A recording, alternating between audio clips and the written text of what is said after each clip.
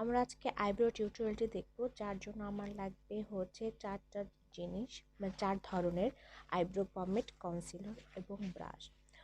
তো আমি এখানে হচ্ছে দুইটা কনসিলার দেখিয়েছি। আমি এখানে অ্যানাস্তেশিয়ার পমেডে নিয়েছি, দুইটা কনসিলার দেখিয়েছি, যেটা একটা লাইট এবং একটি মিডিয়াম। এবং এখানে তিনটা ব্রাশ আমি ইউজ দেখিয়েছি। একটা হচ্ছে স্কোয়ার ব্রাশ, একটা হচ্ছে রাউন্ড কনসিলার ব্রাশ, আর একটা হচ্ছে অ্যাঙ্গেল ব্রাশ এবং সাথে স্পুলে, যেটি আমাদের আইব্রো কমের জন্য কাজ করবে। প্রথমে আমি আমার আইব্রোটি সুন্দর করে কম করে নিচ্ছি আপওয়ার্ড মোশনে। এবং আমি এখানে পুরো বেয়ার ফেস এসেছি, যার জন্য আমি হাসতেছিলাম, তো কোনো ব্যাপার না। আমি আমার আইব্রো পমেডটি হচ্ছে ডার্ক ব্রাউন এই পমেডটি ইউজ করেছি, যেটা হচ্ছে অ্যানাস্তেশিয়া বেবলিন হিল পমেড। তো আমি প্রথমে ব্রাশে আইব্রো পমেডটি নিয়ে এবং আমার হাতে আমার এক্সট্রা আইব্রো যে পমেডটি, সেটা আমি হাতে একটু মুছে নিয়েছি, যেটাকে বলে। তারপর আমি হচ্ছে আমার ইনার কর্নার থেকে আইব্রোটাকে ড্র করে নিয়েছি, যেটা হচ্ছে, এবং আমি উপরটাতে ছোট ছোট স্ট্রোকে সুন্দর করে আমি আইব্রোর দুইটি যে আইব্রোর যে লেন্থটা, হ্যাঁ, টেলস যে অংশটা, মানে অংশটা মিশিয়ে দিচ্ছি। এবং আমি এখানে খুব ছোট ছোট করে আপনার স্ট্রোক দিচ্ছি এবং কম করে নিচ্ছি। আইব্রোটা হচ্ছে প্রথমে মেসি দেখালেও পরবর্তীতে যখন ক্লিন আপ করা হবে তখন আর এখানে একেবারে পুরোটাই ক্লিন হয়ে যাবে, কোনো রকমের কোনো কিছু থাকবে না এক্সট্রা। এবার আমি আমার আউটার কর্নারটি যে দিকটাতে যেটুকু, ওইখানে এবার আমি আমার তুলিতে অবশিষ্ট যে প্রোডাক্টটি ছিল সেটি দিয়ে আপনার ব্রাশ করে নিচ্ছি।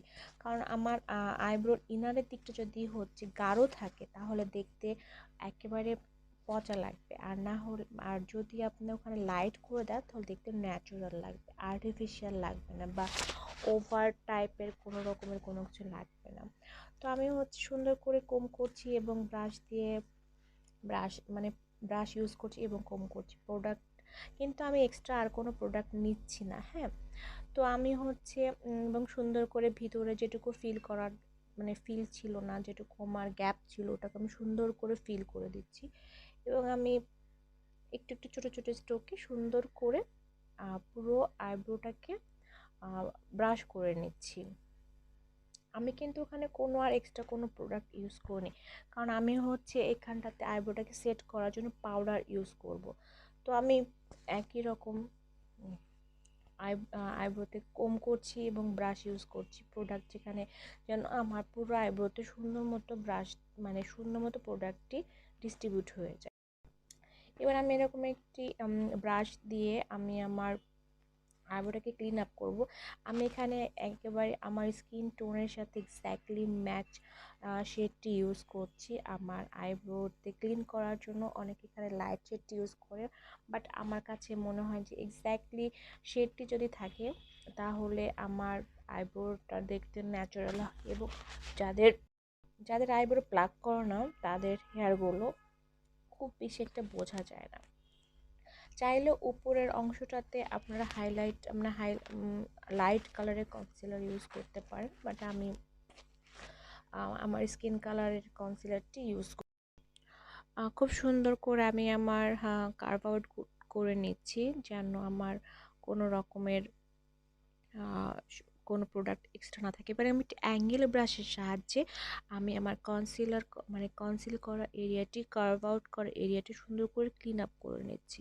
আমার আইব্রো কিন্তু প্লাক করানো, তারপর এখানে কিন্তু বোঝা যাচ্ছে না যে আমি এখানে আমার আইব্রোটা প্লাক করা না, কারণ আমার এক্সট্রা হেয়ারটা কনসিল করার কারণে ওটা মিশে গেছে। এবার আমি হচ্ছে একটি ইএলএফের ব্রাউন কালারের এটা হচ্ছে এটা হচ্ছে আইব্রো কিট, হ্যাঁ। আমি পাউডারটি দিয়ে আমি আমার আইব্রোটাকে সেট করে নিচ্ছি।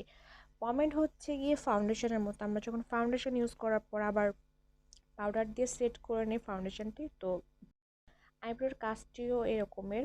চাইলে এখানে পাউডার সেট না করলেও কোনো প্রবলেম নাই, বাট সেট করলে লং লাস্টিং অনেক হয়।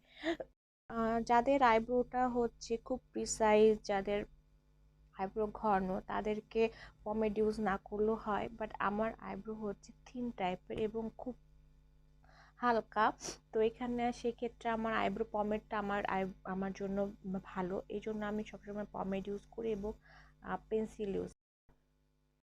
অফ ক্যামেরা আমি আমার বাকি আইব্রোটাও করে নিয়েছি, কারণ আমি দুটো আইব্রো দেখাতে চাচ্ছি না, কারণ একই রকমের প্রসেস, যার কারণে হচ্ছে আমি আর এক্সট্রাভাবে আমার অন্য আইব্রোটিও দেখালাম না। তো এখন তোমাদের অনেক ধন্যবাদ। আমার ভিডিওটি ভালো লাগলে অবশ্যই একটি লাইক দিবে, কমেন্টস করবে এবং আমার চ্যানেলটি সাবস্ক্রাইব করবে। ধন্যবাদ সবাইকে।